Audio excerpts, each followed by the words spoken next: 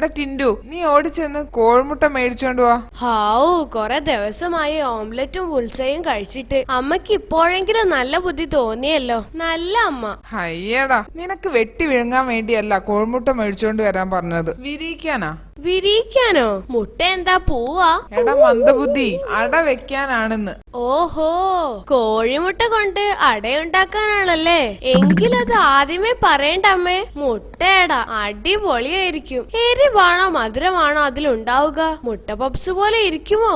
Show, ഇവന്റെ ഒരു കാര്യം. എടാ ടിൻഡു, കോഴിമുട്ട അട വെച്ച് വിരിച്ചെടുക്കാനാണെന്ന് ഇത്രയും പ്രായമായിട്ട് നിനക്ക് ഇതൊന്നും അറിയില്ലേ? കഷ്ടണ്ടടാ ടിൻഡു. ആ, നീ പെട്ടെന്ന് പോയി കോഴിമുട്ട മേടിച്ചോണ്ട് വാ. ഏത് കടയിൽ നിന്നാ?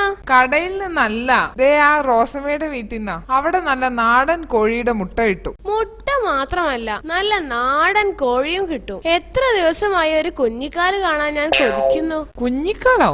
അല്ല, സോറി, ഒരു കോഴിക്കാല് കാണാൻ ഞാൻ എത്ര ദിവസമായി കൊതിക്കുന്നുണ്ട് അമ്മേ. എടാ മോനെ, വെറും 3 ആഴ്ച കഴിഞ്ഞാൽ മുട്ട വിരിഞ്ഞ് കോഴിയാവും. ആ കോഴി വലുതായാൽ നിനക്ക് ദിവസവും അമ്മ കോഴി ബിരിയാണി ഉണ്ടാക്കി തരും. പോരെ? വെറും 3 ആഴ്ച മതിയോ? എന്ത്? അങ്ങനെയാണെങ്കി കോഴി വലുതായി കോഴി ബിരിയാണി ഉണ്ടാക്കാൻ പിന്നെയും കാത്തിരിക്കേണ്ട അമ്മേ. ആ, കോഴി ബിരിയാണി കഴിക്കണമെങ്കിൽ അല്പം കാത്തിരിക്കൊക്കെ വേണം. അതിന്റെ ആവശ്യമുണ്ടോ? ഞാൻ നല്ലൊരു ഐഡിയ പറയാം. അമ്മ മുട്ട ബിരിയാണി വെച്ച് തന്നാ മതി. എന്താടാ? കോഴിമുട്ട 3 ആഴ്ച ഇരുന്നാൽ കോഴിയാവുമെന്നല്ലേ അമ്മ പറഞ്ഞത്? അപ്പൊ മുട്ട ബിരിയാണി 3 ആഴ്ച ഇരുന്നാൽ കോഴി ബിരിയാണി ആവില്ലേ? ബുദ്ധി വേണം അമ്മേ, ബുദ്ധി.